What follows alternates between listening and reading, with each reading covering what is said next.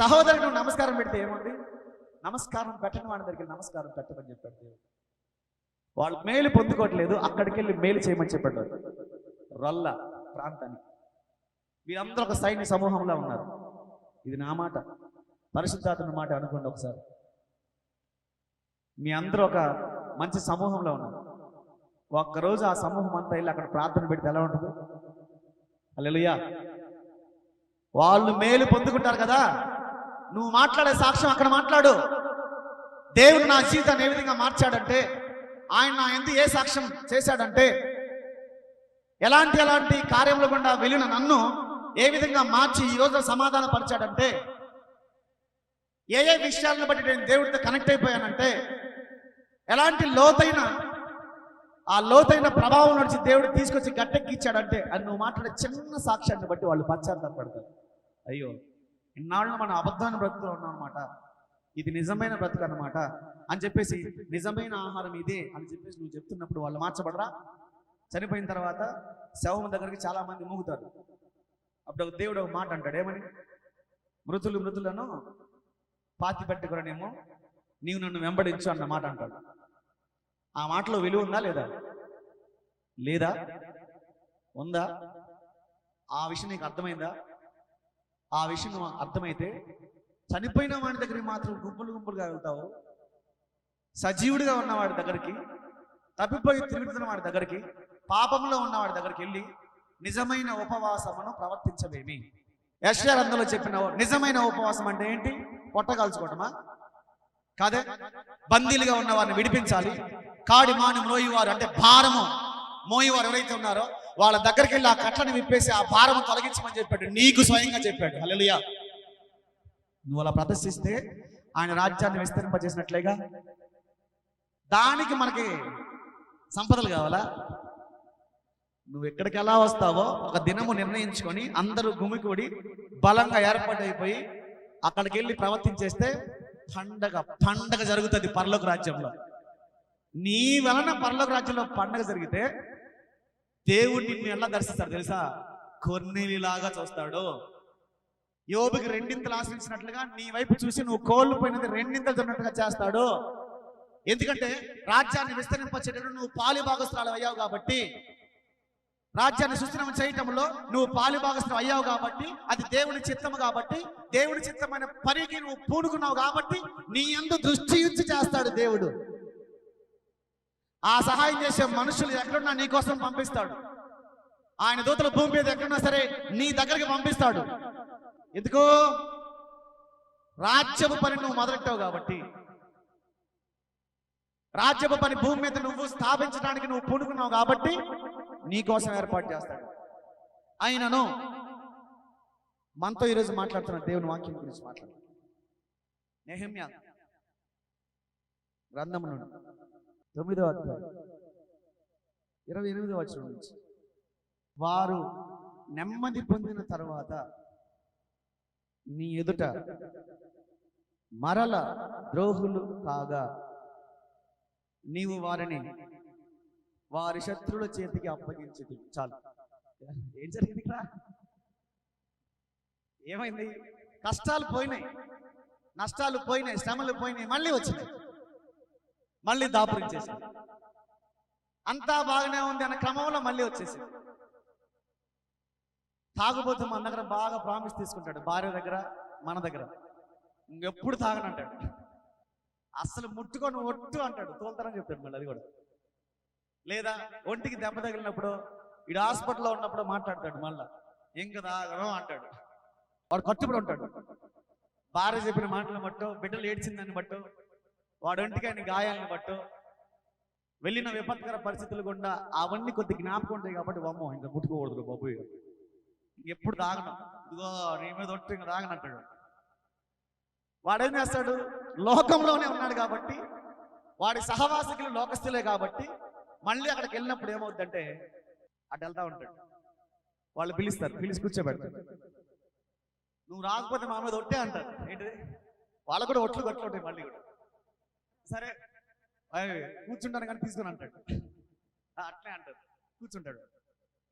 అయితే ఇన్నాళ్ళు ఏం చేయాల్సి వచ్చేదంటే వీడే కష్టపడి పంపించాలి. ఇన్నాళ్ళు వీడి కష్టార్జితంతో పోపించాలి వాళ్ళు.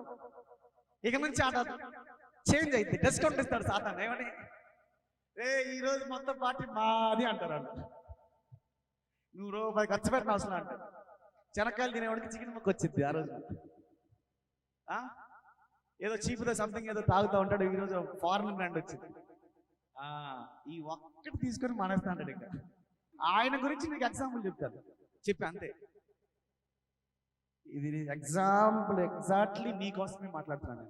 నువ్వు దేనినైతే నేను చెయ్యను అని దేవుడి దగ్గర మాట్లాడేసుకున్నావో, నువ్వు దేన్నైతే నేను మాట్లాడను, ఇంకా ఎట్టి పరిస్థితుల్లో ఆ ప్రవర్తన నా యందు ఉండదు దేవా తండ్రి అని నువ్వు మాట ఇచ్చుకున్నావో, లేదా నేను నీకు ఏదైతే నేను చేస్తాను అని చెప్పి నీకు మాట ఇచ్చానో అది ఎట్టి పరిస్థితుల్లో ఏం జరిగినా సరే శిరసావహించి తీసుకెళ్తా ఉంటాను అన్న మాట నీ నోటికి వచ్చి ఉంది కాబట్టి నీ మీద కృప చూపించాడు దేవుడు. ఆయనకి నీ మీద ఉన్న కోపము చల్లారెను.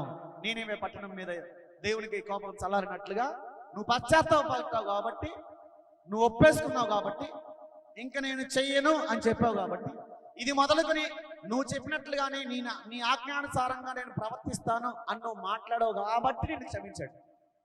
నీ మీద కృప ఎప్పుడు ఉంది. అప్పుడు ఏం చేస్తాడు? వాక్యంలో కొన్ని చోట్ల నీ తలుపు నొద్దనే ఏంటంట నిలుచుంటే ఏంటంటే నీ తలుపు నొద్దనే ఎందుకు నిలుచున్నాడు? నువ్వెప్పుడు తడతావా అని. హల్లెలూయా. నువ్వెప్పుడు తడతావా? ఆ తడినమ్మడి తలుపు తెరిచి నీకు సమృద్ధిగా ఇవ్వడానికి దేవుడు సిద్ధంగా ఉంటాడు. ఇందులో చాలా మంది కొన్ని కన్ఫ్యూజన్స్ ఉంటాయి. ఏమిస్తాడు దేవుడు, ఏమేమి ఇస్తాడు అని. జాగ్రత్త, అది చాలా విషయం తెలియదు. నువ్వు అధికారివైతే నీకు అధికారాన్ని ఇస్తాడు. నువ్వు జ్ఞానివైతే అనేక మంది నడిపించే నాయకునిగా నేను ఉంచుతాడు. నువ్వు డాక్టర్ అయితే నువ్వు అనేక మందిని బాగు చేయడం కోసం నియమించబడిన దానివైతే నేను డాక్టర్ని చేస్తాడు. నువ్వు అనేక మందికి సహాయం చేయడానికి నువ్వు సిద్ధంగా ఉంటే నీకు సమృద్ధిని ఏర్పాటు చేస్తాడు. నువ్వు కృపావరముల చేత ఈ భూమి మీద వాడబడాలి అంటే నీ కృపా వరం ఇస్తాడు. అంటే నువ్వు దేనికోసం నియమించబడ్డావో, అబ్రహాము లాగానా, దావీదు లాగానా, సొలొమోను లాగానా, ప్రవక్తల లాగానా, సౌలులా మార్చబడిన పౌలు లాగానా, పేతురు యాకోబు యోహాను లాగానా, నువ్వు దేనికోసము సిద్ధపరచబడ్డావో నువ్వు దాన్నే వెతుకుతావు కాబట్టి అదే నీకు దొరికినట్లుగా చేస్తాడు దేవుడు. అంటే నువ్వు దేని మీద దృష్టి పెట్టావో ఆ దృష్టి పెట్టినది నీకు దొరికినట్లుగా చేస్తాడు. అందుకే ఆయన తలుపునద్దనే ఉంటాడు. ఎందుకు? నువ్వు పశ్చాత్తాపడి పిలిచావు కదా, ఒక్కసారి నా మీద కృప చూపించయ్యా, ఒక్కసారి కనికరమ చూపించయ్యా, ఒక్కసారి నన్ను ప్రేమించి చూడయ్యా, ఒక్కసారి ఈ భారము తొలగించి చూడయ్యా, ఒక్కసారి నన్ను క్షమించి చూడు, ఇంకా పాపం చేయను, ఇంకా నేను నీ గుండానే వెళ్తాను, నీకు లోబడే జీవిస్తాను, అసలు నేను పంచి పెడతాను, నీ మరణాన్ని ప్రచురణ చేస్తాను, నీ సాక్ష్యాన్ని పంచుకుంటూ ముందుకెళ్ళిపోతా, అనేక మంది బలపరుస్తా, లేదు మాదిరికరంగా ఉంటా, సాక్షాత్మై జీవిస్తా అని చెప్తున్న మాటలు ఏమైతే ఉంటాయో అది ముచ్చటేసేస్తాయి అనమాట. తండ్రి దగ్గరకు వచ్చి బిడ్డలు తప్పిపోయి తిరిగి వచ్చిన తర్వాత పశ్చాత్తాపడి కన్నీళ్ళు పెట్టుకుంటా ఉంటే విలువైన వస్త్రాన్ని ధరించిన తండ్రిలాగా నిన్ను ఆదరించి నీ పక్కనే ఉంటాడు ఆయన. నువ్వు ఎప్పుడు ఏమడుగుతావా అది మొత్తం ఇవ్వడానికి సిద్ధంగా ఉంటాడు. జ్ఞానం అడిగేస్తే సొలొమోను సంపదల్లో కూడా ఇచ్చేసిన దేవుడు ఆయన. వివేకం అడిగితే దేవుడు చుట్టుపక్కల దేశాలు సైతం వచ్చి సహాయం చేసేలా గొప్ప ప్రభావం ఇచ్చాడు దేవుడు. సహాయం చేసే మనుషులను దేశాల నుంచి ఏర్పాటు చేశాడు సొలొమోనుకి. అంటే నువ్వు దేనికోసము సిద్ధపరచబడతావో ఆ సిద్ధపరచబడినది నీకు ఇవ్వటానికి తలుపు నొద్ద ఎదురు చూస్తూ ఉంటాడు అనమాట. అయితే నీ తలుపు తెరిచిన వెంటనే, ఏ తలుపుది? హృదయం అనే తలుపు. నీ హృదయం అనే తలుపు తెరిచిన వెంటనే మళ్ళీ పాత మురికి కనపడుతుంది, మళ్ళీ దోషపూరితమైనది కనపడుతుంది, మళ్ళీ బలహీనత. నీ మాట ఇచ్చి తప్పిపోయావు, ఒట్టు పెట్టుకున్నావు, తప్పిపోయావు, నెరవేర్చుకుంటాను అని చెప్పావు, తప్పిపోయావు, ఇంకొకసారి నేను బలహీన పడను అన్నావు, తప్పిపోయావు. అన్ని విషయాలు అక్కడ ఆ హృదయం అనే తలుపు ద్వారం తెలిసిన వెంటనే కనపడటం వల్ల ఆయన కన్నీళ్లు పెట్టుకుంటా మళ్ళీ వెనక్కి వెళ్ళిపోతాడు. నీకు ఇద్దానే వచ్చాడు. బాగా నమ్మకం పెట్టుకున్న భార్య ఒకరితో తప్పు చేస్తుంటే ఎలా ఉంటుంది భర్తకి? బాగా ప్రేమించిన భర్త ఇంకొకరితో తప్పు చేస్తుంటే ఎలా ఉంటుంది భార్యకి? నువ్వు బలహీన పడుతున్న బట్టి, నువ్వు మాట మారుస్తున్న దాన్ని బట్టి, ఇచ్చిన మాటను మర్చిపోయిన దాన్ని బట్టి దేవుడికి కూడా అదే ఉక్రోషం. వాక్యంలోనే ఉంటుంది, వాక్యంలోనే ఉంటుంది. వెళ్ళిపోయిన భార్యని బట్టి భర్తకి ఎంత క్రోధం ఉండునో అది ఉండదా నాకు అని తెలుసు లేదు. మాట ఇచ్చి తప్పిపోయే వారి మీద దేవుని యొక్క కోపం ఏ విధంగా ఉంటుందంటే, ఆయన కనికరమును చూపించి, కృప చూపించి మేలు చేయడానికి వచ్చిన దాన్ని బట్టి నువ్వు కాళ్ళతో తన్నేసుకుంటావు. అందుకే ఆయన చెప్తున్నాడు, ఇంతకంటే నేను ఇంకేం చేయాలి నీకు అని. ఇంతకు మించి నేను ఏం చేయాలి? నీ పాపము తీసివేసా, దోషము తీసివేసా, శిక్ష లేకుండా చేశా, శాపము లేకుండా చేశా, అసలు నీకు మరణమే లేకుండా చేశా. నా మరణమును అడ్డుగా పెట్టేశాను. రక్తము చిందించాల్సింది నీవు, బలవ్వాల్సింది నీవు, ఆహుతి అయిపోవాల్సింది నీవు. నేనైపోయా అవన్నీ. ఎంతకు మించి నేను ఇంక ఏం చేసేది నీ గురించి? కారు ద్రాక్షలు ఎందుకు కాస్తున్నారు మీరు అని క్రోషంతో మాట్లాడుతున్నాడు. ద్రాక్ష తోట వేశా, బురుజు కట్టించా, సెక్యూరిటీ వేశా, అన్ని వేశా, కావలసిన ఏర్పాటు చేశా, ఎరువును కూడా వేశా, అన్నిటినీ వేశా. కానీ కారు ద్రాక్షలు ఎందుకు కాస్తున్నాయి? ఇవన్నీ ఏం మాట్లాడేది మీ గురించి నేను? ఇంకేం చెప్పేది? ఇంకేం తెలియపరిచేది? చాలా మందికి అహంకారం తగ్గదు, చాలా మందికి పొగరు తగ్గదు, ఈగోయిజం తగ్గదు, అర్థం పద్ధతి లేని మాటలు తగ్గవు, అగౌరవంగా మాట్లాడడం తగ్గదు, లెక్క చేయడం అలాగే ఉంటుంది. అందం మీద, చందం మీద, బట్టల మీద, నానా రకాల వాటి మీద వాంఛ తగ్గదు. నువ్వు రాజ్యాన్ని వెతుకలేదు కాబట్టి, అది నిర్వీర్యమైపోయేది కాబట్టి, ఆహారము కాణిదాన కోసం నువ్వు రోకలు చెల్లించుకున్నావు కాబట్టి నీకేమీ దొరకదు. అందుకే ఉన్నది కూడా తీసివేస్తాడు దేవుడు, ఉన్నది కూడా తొలగించి వేస్తాడు దేవుడు. అదే మాట్లాడుతున్నాడు దేవుడు. ఏమని? చాలా విషయాల్లో ఇవ్వబడింది ఏదైతే ఉందో దాన్ని నువ్వు వృద్ధి చెందించలేదు కాబట్టి, మేలు చేయడం చేసి తెలిసి కూడా నువ్వు చేయలేకపోతున్నావు కాబట్టి నీకు మేలేమీ కానలేకపోయాను, నీకు మేలేమీ దొరకలేకపోయాను అని ఉంటుంది. అందుకే మాట్లాడతాడు. ఏమని? వారు నెమ్మది పొందిన తర్వాత నీ ఎదుట మరల ద్రోహులు కాగా నీవు వారి వారి శత్రువుల చేతికి అప్పగించి. ఎవరు నీకు శత్రువులు? మునుపటి భారమే నీ శత్రువు, మునుపటి బలహీనత నీ శత్రువు, మునుపటి ప్రార్థన లేని జీవితమే నీ శత్రువు. ఇవన్నీ నరకానికి సాదృశ్యాలే కదా. బలహీన పడ్డావు, నరకమే. అబద్ధం చెప్పావు, నరకమే. పాపములో ఉన్నావు, నరకమే. దేవునికి దూరంగా ఉన్నావు, నరకమే. దేవుని రాజ్యంలో లేవు, నరకమే. ఇలాంటివన్నీ నీకు దాపురించినాయి కాబట్టి ఒకప్పుడు నీ జీవితం బాగలేదు. తెలుసుకున్న తర్వాత కూడా నువ్వు అదే బలాన్ని పొందుకుని నువ్వు ఉండకపోతే, అదే పశ్చాత్తాపం కలిగి నువ్వు జీవించకపోతే, మళ్ళీ అదే బలహీనత నిన్ను వెంబడించడం వలన సొలొమోను తప్పిపోయినట్లుగా నువ్వు కూడా పాపం చేయాల్సి వచ్చింది. వరాన్ని పొందుకున్నవాడే, అభిషేకం పొందుకున్నవాడే, లేదా అభిషేకం చేత నిర్ణయించబడిన మొట్టమొదటి రాజే సౌలు రాజు. కానీ రాజ్యాన్ని ఉంచుకున్నాడా, కూలదొక్కున్నాడా? కూలగొట్టుకున్నాడు. ఆ ఆలోచనను బట్టి కూలగొట్టుకున్నాడు. అన్యుడైన వాడు ఎవరైతే ఉన్నాడో నయమాను, అన్యుడైన వాడు పశ్చాత్తాపడి నీ దేవుడే గొప్పవాడు అని చెప్పినట్లుగా చెప్పలేకపోయాడే. వద్దు వద్దు, దేవుడిస్తే సమృద్ధి అయితే సమృద్ధిని ఇస్తాడు. ఆయన మాట నేను శిరసావించాల్సిందే. ఆయన ఎప్పుడైతే ఒకసారి నాకు హెచ్చరించి చెప్పాడో, ఎప్పుడైతే నాకు విపత్కర పరిస్థితి వచ్చినప్పుడు, నేను ప్రార్థన చేసినప్పుడు, నా కన్నీరు వస్తున్నప్పుడు దేవుడు ఏ విధంగా మాట్లాడాడో ఆ మాట నా హృదయంలో ఉంది కాబట్టి నేను ఇంకా బలహీన పడను, ఎట్టి పరిస్థితిలో ఛాన్సే లేదు అన్న మాట నీ నోటికి వచ్చిద్దామో అని చూస్తాడు దేవుడు. జయించిన వారికి ఏమిస్తాడు దేవుడు? జయించిన వారికి జీవ కిరీటం ఇవ్వబడుతుంది, జయించిన వారికి జీవ వృక్ష ఫలము భుజింపనిత్తును, జయించిన వారికి జీవజలములు త్రాగనిత్తును అని చెప్పిన మాటలు ఉన్నాయి కదా. ఇవన్నీ ఎవరికి? బలహీనపడిన వారికా, చేయి చాపిన వారికా, మేలు చేయని వారికా, దేవుడికి దూరంగా ఉన్న వారికా, లేదే జయించిన వారికి. ఏం జయించాలి?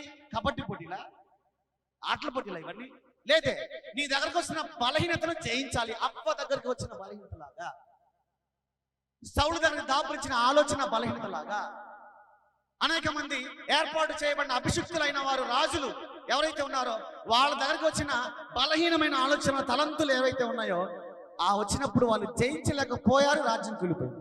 నువ్వు జయించలేకపోతున్నావు, నీ కుటుంబం రాజ్యం కూలిపోతుంది, నీ బిడ్డలు పాడైపోతున్నారు. బిడ్డలు కొంతకాలం తర్వాత ఎదిరించి ధిక్కరించి దేవుణ్ణి తెలుసుకోకుండా నిన్ను సైతము నీ ప్రేమను కూడా కూలగొట్టే వాళ్ళలాగే ఉంటారు. రానున్న తరము అదే.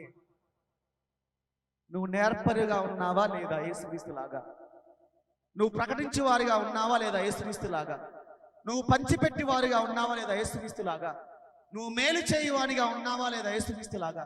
నువ్వు వెతుక్కుంటూ వెళ్ళి అనేక మందికి ఈ నీతి రాజ్యం గురించి చెప్పువానిగా ఉన్నావా లేదా యేసుక్రీస్తులాగా? మాదిరికరంగా ఉన్నటువంటి అర్థం ఏంటంటే, నీలో ఉన్నవాడు ఎవడైతే ఉంటాడో వానిలాగా నువ్వు ఉండటమే మాదిరికరము. మేనమామల్లాగా మేనత్తల్లాగా ప్రవర్తించడం కాదు, అత్తలాగా మామల్లాగా లేదంటే అక్కలాగా పిన్నిలాగా ప్రవర్తించాలి. మాదిరికరమా? లేదు. నీలో ఉన్నవాడు ఎవరైతే ఉంటారో వానిలాగా నువ్వు ప్రదర్శించడమే మాదిరికరము. నీలో ఉన్న దుష్టుడా, దుష్టత్వం బయలుపరచబడుతుంది, మాదిరికరం. నీలో ఉన్న దేవుడా, యేసుక్రీస్తు వారా, అదే యేసుక్రీస్తు ప్రత్యక్షత నీలో ఉంటుంది, శిష్యుల్లో ఉన్నట్టులాగా. అందుకే శిష్యులు ఎక్కడికి వెళ్తే అక్కడ గొప్ప కార్యాలు జరిగినాయి, నీడలు పడినా గొప్ప కార్యాలు జరిగినాయి. శిష్యులు ఎక్కడికి వెళ్తే అక్కడ రాజ్యము కట్టబడింది. ఆ రోజున ఆ శిష్యులు వెళ్ళకపోకుండా ఉంటే ఈ రోజున మనకి సువార్త అందేది కాదు, ఈ రోజు ఈ రక్షణ భాగ్యం అందేది కాదు. దీనిని నువ్వు ఎవరికి పంచి పెడదాం అనుకుంటున్నావు అనేది లెక్క. సేవకుడు సేవకురాలు అంటే అర్థం ఏంటంటే అందరూ బైబిల్ సంక్రమించుడు వెళ్ళే వాళ్ళే కాదు. విశ్వాసి అయిన వాడు కూడా దేవుని సేవకుడే. అందరూ శిష్యులు కాదా? అందరూ శిష్యులుగా ఉండాలని చెప్పలేదా దేవుడు? సర్వలోకము శిష్యులుగా మార్చాలని చెప్పలేదా దేవుడు? అర్థమైందా? దేవుని మాటను వినినవాడు ప్రతి ఒక్కడు కూడా, దేవుని వాగ్దానాన్ని పొందుకున్న ప్రతి ఒక్కడు కూడా శిష్యుడే, శిష్యురాలే. ముందు నీ జీవితాన్ని కట్టుకో, నీ కుటుంబాన్ని కట్టుకో, దానికి సంబంధించి అనేక మందితో మాట్లాడు, నువ్వు కూడా దేవుని సేవ చేసినట్టే. హల్లెలూయా.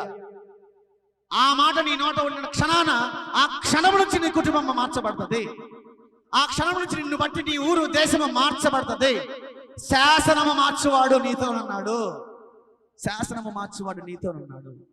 నేనేమంటానంటే, సంవత్సరం తరబడి మన దగ్గర మన భక్తి ఉంది, సంవత్సరం తరబడి మన వాగ్దానాలు మనకు చుట్టూ ఉన్నాయి. దీన్ని మనము ఎవరికి జ్ఞాపకం చేస్తామనేది లెక్క. యవనస్తులు మనం తయారు చేసామా లేదా అనేది లెక్క. సైన్యాన్ని సిద్ధపరచామా లేదా అనేది లెక్క. అందుకే నెహెమ్యాకి అంత తపన ఎందుకు కలిగింది అంటే, కూలిపోతున్నాయి, ఇలా ఉంటే కష్టము అని చెప్పేసి, అబ్బా జస్ట్ కదా బౌండరీ కూలిపోతుందంటేనే నెహెమ్యా తట్టుకోలేకపోయాడు. నీ ఇంట్లోకి బౌండరీ కూలిపోయింది, ఇంట్లోకి దాపురించి వచ్చి కూర్చునే దుష్టశక్తులు, కీడు కలుగ చేసే దురాత్మ శక్తులు నీకు ఇంకా గ్రహింపుకే రా, వాటిని దర్శించలేకపోయావు. మీకు తెలుసో లేదో, ఇంటిలో దారిద్ర్యత ఎందుకు ఉంటుందంటే కీడుని కలుగ చేసే దురాత్మ శక్తులు ఉండటం వల్ల. గొడవలు, కలతలు, నిందలు, అవమానాలు, నానా రకాల హింసాత్మక చర్యలు ఎందుకుంటాయంటే కీడు కలుగ చేసే దుశ్శక్తులు నీ ఇంట్లో ఉండటం వల్ల. నీ శరీరం అది గ్రహించుకోవాలి. దేవుడు నీలో ఉంటే, పరిశుద్ధాత్మైన వాడు నీలో ఉంటే, ఎక్కడ దురాత్మ శక్తి ఉందో, ఎక్కడ వెలుగు శక్తి ఉందో నువ్వు గమనించగలుగుతావు. ఎందుకు? పరిశుద్ధాత్మ నీలో ఉన్నాడు కాబట్టి. అది నీకు అర్థం కాలేదు అంటే నీలో వెలుగు లేదు. ఆ వెలుగు నీలో లేనప్పుడు నువ్వు ఇంకా దేవుని బిడ్డగా సరిగ్గా మార్చబడలా, నోటితో మాట్లాడుతున్నావు అంతే. అదే 28లో 2వ భాగం, వీరు వారి మీద అధికారము చేసిరి అంట. వీరు వారి మీద అధికారం ఎవరు చేయాలి? రాజులకు రాజు, ప్రభువులకు ప్రభువు చేయాలి, అవునా కదా? ఈ రాజు అయిపోయిన తర్వాత ఆ రాజ్యాధికారం ఎవరికి అప్పగించబడుతుంది? ఎవరికి? కుమారులకు అప్పగించబడుతుంది, కుమార్తెలకు అప్పగించబడుతుంది. రాజులకు రాజైన, దేవుడికి దేవైన ఆయన బిడ్డలుగా మనం ఉన్నప్పుడు రాజ్యం ఎవరు చేయాలి? మనమే చేయాలి. మనకు అనుగ్రహించబడింది ఆ రాజ్యం. కానీ ఆ వాగ్దానం వేరే వాళ్ళకి ఎందుకు వెళ్ళిపోయింది? వాళ్ళ అధికారం చేయటం ఏంటి? వాళ్ళు మాట్లాడితే నువ్వు శిరసావించడం ఏంటి? వాళ్ళకు నువ్వు లొంగిపోయి బతకటం ఏంటి? వాళ్ళతో నువ్వు సహవాసం చేసుకుంటా నువ్వు లొంగిపోయి నువ్వు అడుక్కునే వాళ్ళ ఉండటం ఏంటి? జ్ఞానము కొదువైంది మనకి, జ్ఞానము కొదువైంది. అందుకే నీ దగ్గరికి అన్ని దాపురించి కూర్చున్నాయి, అందుకే నీకు ఓటమి. రాజకుటుంబీకులు ఓడిపోతారా? ఓడిపోరే. బలవంతులు ఓడిపోతారా? ఓడిపోడే. సైన్యములకు అధిపతి అయిన వాడు తోడుగా ఉంటే ఓడిపోతాడా? ఇదేంది మరి? మన దేవుడికేమో సైన్యములకు అధిపతిగా యెహోవా, ఆయన నీకు తండ్రి ఉన్నాడు అన్న మాట ఉంది. రాజులకు రాజు, దేవాది దేవుడు, దేవతలకు దేవుడు అన్న నామం ఆయనకు ఉంది. ఆయన మనకు తండ్రి అయి ఉన్నాడు ఉంది. బలవంతుడైన దేవుడు అని ఉంది, ఆయన నీకు తండ్రి అయి ఉన్నాడు. వెలుగైన వాడు నీకు తండ్రి అయి ఉన్నాడు. మార్గదర్శకుడు, మార్గమై ఉన్నవాడు నీకు దేవుడై ఉన్నాడు. ఉన్నవాడను నేను, లేనివాడిని కాదు, మూగవాడిని కాదు, చెవిటివాడిని కాదు, అర్థం లేకుండా రూపం లేకుండా ఉన్నవాడిని కాదు, ఉన్నవాడను అయినాడు. నేను చెప్తున్నా నీకు నువ్వు దీవెనలు పొందుకుంటావని, నేను చెప్తున్నా నీకు భారము తొలగిపోయింది అని. లేదేంటి? దొరకలేదేంటి? ఏదో కొదువుగా ఉన్నది. నిజముగా ఆయన దేవుడని నువ్వు నమ్మితే, ఆయన నువ్వు స్వీకరిస్తే, ఆయన చెప్పిన మాట జ్ఞాపకం చేసుకోవాలి. ఆయన నీలో ఉంటాడంట, నువ్వు ఆయనలో ఉంటావంట. హల్లెలూయా. అర్థమైందా? సో నువ్వు ఆయనలో ఉన్నావా? ఆయనైతే నీలోనే ఉంటాడు. నువ్వు ఆయనలో ఉన్నావా? ఉంటే పంచి పెట్టాలి కదా, ఉంటే వెతుక్కుంటూ వెళ్ళాలి కదా. ఓకేనా? ఎవరికి వారికి బాధ్యత అప్పగించబడింది. మీకు తెలియదు ఏంటో తెలుసా? చివరిగా ఒకటి మాకు జ్ఞాపకం చేయనివ్వండి. ఏంటంటే, ఎందుకు నీ దేవుడు నీ ప్రార్థన వింటున్నాడు తెలుసా? ఎందుకు నీ ప్రార్థన ఆలకించి నీకు జవాబు, సమాధానము, విజయము, ప్రతిఫలము, అధికారము, ఆశీర్వాదము, స్వస్థత, విడుదల ఎందుకు ఇస్తున్నాడంటే, నువ్వు చేస్తున్నప్పుడు జరుగుతున్నాయి అని సాదృశ్యంగా చూపించడానికి, అందును బట్టి నువ్వు అనేక మంది కోసం చెయ్యి అని చెప్పడానికి నీ యందు ఆయన కార్యాలు చేస్తున్నాడు. దాన్ని నువ్వు మర్చిపోతున్నావు సుమి. దాన్ని నువ్వు పెడచోని పెట్టేస్తున్నావు. దాన్ని నువ్వు గుర్తుకు చేసుకోవట్లేదు. నువ్వు వెళ్ళు, అడవిలో వెళ్తున్నావా? మార్గము ఏర్పాటు చేయబడుతుంది. నీ ఎదురుగా సముద్రం ఉందా? ఏమైతే మార్గము ఏర్పాటు చేయబడుతుంది. నీ ఎదురుగా నది ఉందా? ఏమవుద్ది? మార్గం ఏర్పాటు చేయబడుతుంది. ఎందుకు ఇవన్నీ సాదృశ్యాలుగా ఉన్నాయి? నడిపించబడుచున్నవాడు ఎవడైతే ఉన్నాడో, వాగ్దానం పొందుకున్నాడు ఎవడైతే ఉన్నాడో, వాడు వెళుచున్నప్పుడు మార్గము లేకపోయినాను మార్గమే దేవుడు ఉన్నాడు కాబట్టి ఆయన నీ ముందుని నడిపిస్తా ఉంటాడు. ఎక్కడికి వెళ్ళినా సరే, ఇరుకులు గుండా, ఇబ్బందులు గుండా, ఎలాంటి వ్యవహారాల గుండా వెళ్తున్నా సరే నేను గెలిపిస్తాడు దేవుడు. అది చెప్పమని చెప్తున్నాడు, రాజ్యంలో చెప్పమని చెప్తున్నాడు. ఏమన్నా ఎందుకు ఏమంట? నీ చుట్టూ ఉందంట పరలోక రాజ్యం, నువ్వు ఎదగట్లేదంట. అర్థమైందా? అది యేసుక్రీస్తు చెప్పిన మాట కదా. అది నీ చుట్టూనే ఉంది కానీ నువ్వు గ్రహించట్లేదు, నువ్వు వెతకట్లేదు అని చెప్తున్నాడు. నువ్వు ఏం వెతుకుతున్నావు? నువ్వు దేన్ని వెతుకుతున్నావు? కేవలం నీ అవసరాన్నే తప్ప, ప్రతిరోజు కేవలం నీకు కావాల్సిన దాన్నే తప్ప, కేవలం నీ కుటుంబం కోసమే తప్ప, రాజ్యము కోసం ఏది యేసుక్రీస్తులాగా, శిష్యులలాగా, తండ్రిలాగా, ఆయన కుమారుడు కుమార్తెలాగా నువ్వు వెతుకుతున్నది ఏది అని దేవుడు నీతో మాట్లాడుతున్నాడు. చివరిగా 29వ వచనం, నీ ఆజ్ఞలను విధులను ఒకడు ఆచరించిన ఎడల వాటి వలన వాడు బ్రతుకుదు కదా. వారు మరల నీ ధర్మశాస్త్రం అనుసరించి నడుచున్నట్లు నీవు వారి మీద సాక్ష్యము పలికినను వారు గర్వించి నీ ఆజ్ఞలకు లోపడక నీ విధుల విషయంలో పాపులై నిన్ను తిరస్కరించి తమ మనస్సును కఠినపరచుకొని నీ మాట వినకపోయిరి. ఇది వాస్తవం కదా? ఇది వాస్తవం కదా? మనము అలిసిపోయి పరిగెడతా ఉంది, ఓడిపోయి నా వల్ల కాదయ్యా ఇంకా ఈ జీవితం అనే మాటలు కొన్నిసార్లు అనుకుంటా ఉంటాం. భరించలేకపోతున్నానే అంటా ఉంటాం, తట్టుకోలేకపోతున్నాయి అంటా ఉంటాం. అందుకే కొన్ని ఏం మర్చిపోయామంటే, ఎంత మనం జ్ఞాపకం చేసుకున్నా ఒక్కటే గుర్తు పెట్టుకోవాలి. నేను చెప్పేది మాత్రం ఒకటే, ఎవరైతే ఆయన రాజ్యము కోసం వెతుకుతారో వాళ్ళని దేవుడు 10ంతలుగా దేవుడు ఆశీర్వదిస్తాడు, దీవిస్తాడు. ఆయన రాజ్యము కోసం వెతుకువాడు. 9 నెలల జీవితము నువ్వు భూమి మీదకి రాకముందు నీకు తెలియదు, ఎట్టి పరిస్థితిలో తెలియదు. ఈ 100 ఏళ్ల జీవితము నీకు తెలుసు, నువ్వు వచ్చినావు కాబట్టి. అందుకని దీనికోసం నువ్వు జాగ్రత్త పడతా ఉంటావు. 9 నెలల కడుపులో ఉన్న వాడికి తెలియదు బయటికి వస్తే గొప్ప జీవితం ఉంది అని. యేసుక్రీస్తు వారు వచ్చి నీకు ఇంకొక జీవితం ఉంది అన్నాడు, నిత్యమైన జీవితం. 9 నెలలు కళ్ళు మూసుకొని కళ్ళు తెరిచిలో గడిచిపోయింది. 100 ఏళ్ల జీవితము నీ బాధలు మొత్తం అయిపోయేలాగా అయిపోతుంది. కానీ నిత్య జీవితము ఎప్పటికీ ఎన్నటికి నిలిచి ఉండేది. నిజంగా నీకు ఆ జీవితం నువ్వు దర్శించలేదు కాబట్టి, అది నువ్వు చూడలేవు కాబట్టి, ఆ జీవితాన్ని చూపించడానికి యేసుక్రీస్తు వారు వచ్చారు, చూపించడానికి వచ్చారు. అది నిజమే, ఇది నమ్మండి. ఆ జీవితం అక్కడ ఉంది. అందరూ ఆ జీవితంలోకి పోవాలి, పోకపోతే కాల్చబడతారు, పోకపోతే అగ్నిలో ఉంటారు, పోకపోతే మరణమైపోతారు, పోకపోతే శిక్షణ అనుభవిస్తారు, గుర్తుపెట్టుకోండి అని పదే పదే చెప్పి మిమ్మల్ని హెచ్చరించి బలపరచడానికి వచ్చాడు. ఆ రాజ్యంలో ఉండాలి, దానికోసం మీరు ప్రార్థన చేయండి. ఆ రాజ్యాన్ని కట్టడం కోసము విస్తారమైన ఈ కోతను కోయటానికి యవ్వనస్తులు రావాలి, ఎట్టి పరిస్థితుల్లో రావాలి. నువ్వు ఉద్యోగం చెయ్యి, వ్యాపారం చెయ్యి, కూలి పనికి వెళ్ళు, బయలుదేరి పెయింట్ పనికి వెళ్ళు, దేవుని సేవ చెయ్యి. దేవుడు గొప్పగా ఆశీర్వదిస్తాడు, దీవిస్తాడు. అది ఎవరైనానో చేయొచ్చు. ఈ రోజున పెద్ద పెద్ద పోలీస్ ఆఫీసర్స్ కూడా దేవుల్లో వాడబడుతున్నారు. ఐపీఎస్ చదివిన వాళ్ళు సైతం, కొంతమంది మినిస్టర్స్ కూడా దేవుల్లో వాడబడుతున్నారు, కొంతమంది ఎమ్మెల్యేలు కూడా దేవుల్లో వాడబడతా ఉన్నారు, పెద్ద పెద్ద A1 ర్యాంకుల్లో ఉన్న వాళ్ళు కూడా వాడబడుతున్నారు. పెయింట్ పని చేసి బయలుదేరి పని చేసిన వాళ్ళు కూడా దేవుల్లో వాడబడుతున్నారు. వాళ్ళ వలనే రాజ్యం స్థిరపరచబడుతుంది. నీ వంతు ఏంటో నువ్వు తెలుసుకొని నువ్వు కూడా దేవుడితో మాట్లాడతావని అనుకుంటున్నాను. దేవుడి వాక్యాన్ని సూచనలు దీవించి ఆశ్రయించును గాక. God bless you all. Thank you.